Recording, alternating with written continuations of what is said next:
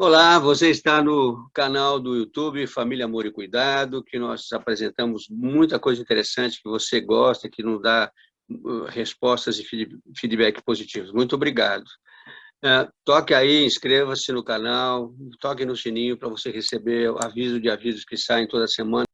Hoje eu vou falar de uma coisa interessante, né? Vocês viram um vídeo meu anterior, provavelmente, sobre a chegada do recém-nascido em casa logo depois da maternidade. Uma coisa importante que também é preciso colocar é que o pediatra, além de ver toda a parte de aleitamento materno, o cordão umbilical, a certeza de que a criança respira bem, que não tem uma cardiopatia, escuta bem o coração, ele faz testes neuromotores e também ortopédicos, para ver se necessita ser encaminhado para alguém, ser encaminhado para o ortopedista. Que problemas mais importantes a gente vê nesse exame? A gente faz alguns testes para ver vocês já viram isso, muitas vezes o seu pediatra faz, é a marcha do recém-nascido. A gente põe o bebê em pé, ele põe o pezinho em cima da cadeirinha e aí ele vai mexendo as perninhas. É um sinal maravilhoso mostrando que esse sistema ortopédico, pernas, quadril está funcionando e neuromotoramente ele tem esse reflexo.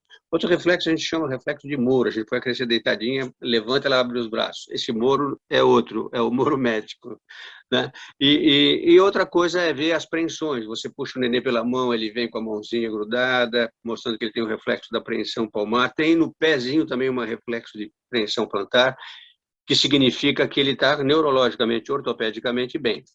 Agora, tem algumas coisas importantes que o pediatra tem que diagnosticar logo depois do nascimento, seja ou na maternidade, ou seja em casa na primeira semana. Um deles é verificar como é que está o quadril dessas crianças, se está estável, se não tem uma coisa chamada displasia de quadril ou luxação congênita de quadril. O que é isso? É quando a cabeça do fêmur sai daquela cavidade que existe no quadril e fica deslocada, como se fosse uma luxação. Às vezes você não percebe nada no recém-nascido, porque ele não está usando muito movimentação.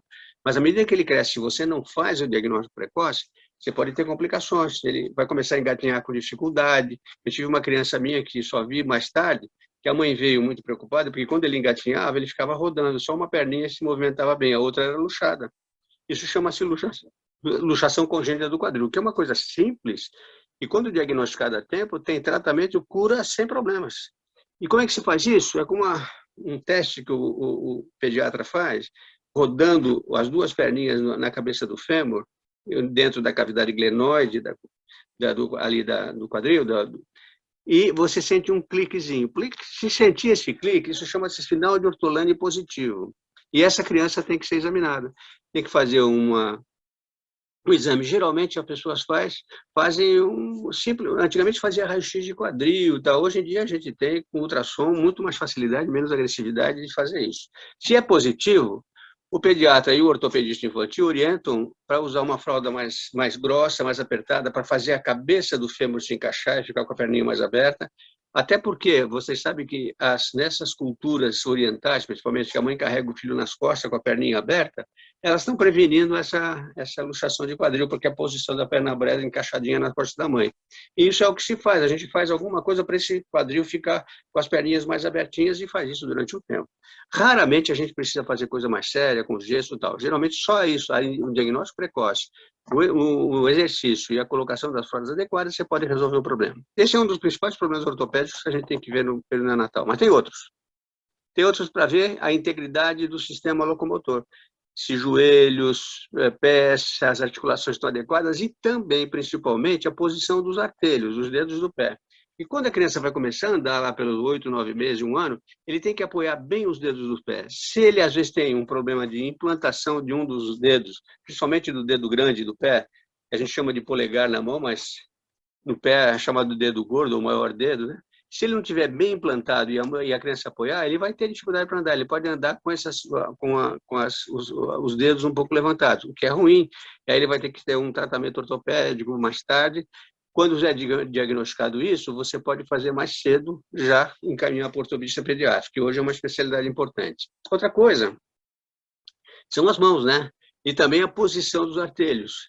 E, principalmente, os joelhos, que levam aquelas posições que as mães sempre ficam preocupadas, que a gente chama de genuvaro ou genuvalgo. O genuvar é quando a perna é aberta no meio, em arco, né?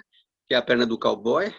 E o genuvalgo é quando o joelhinho é junto, que a gente chama de pernas em X, né? Que parece um X a perna, porque ele junta o joelho. Isso, às vezes, é normal e fisiológico, e tem, às vezes, uma importância de puericultura, perdão, uma importância de herança.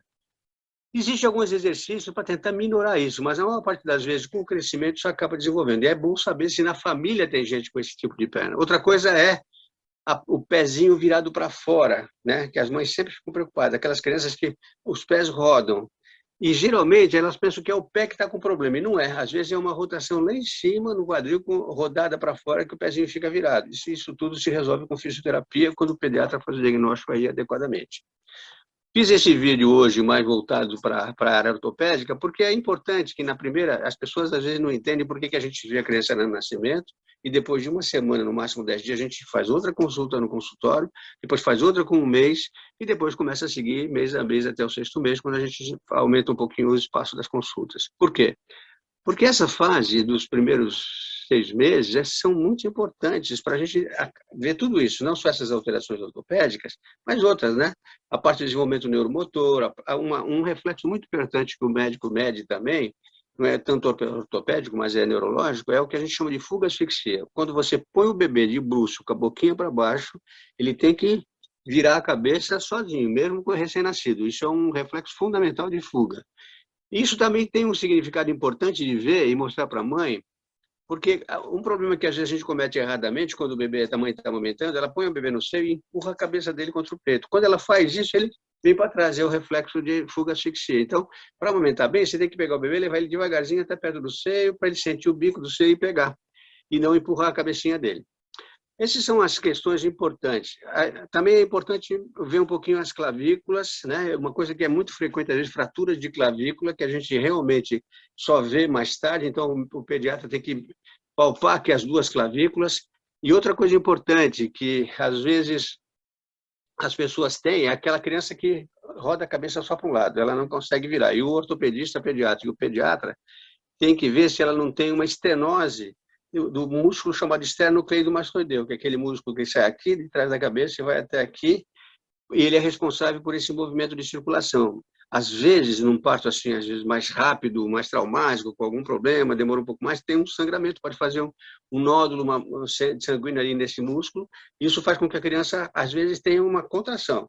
E aí tem que tratar. Ou então ela nasce com um lado, com esse músculo um pouco mais curto. Fisioterapia geralmente resolve. Raramente essas crianças precisam fazer um pequeno ato cirúrgico chamado setoterapia, que é fazer uma incisão em Z, para aumentar o tamanho do músculo e a criança não ficar com o pescocinho puxado. Isso tudo é visto nas primeiras consultas. E o pediatra, se ele vê uma coisa dessa, ele vai encaminhar para um ortopedista pediátrico. E tem que ter um ortopedista especializado em criança para fazer isso bem. Tá bom? Um grande abraço, Martins.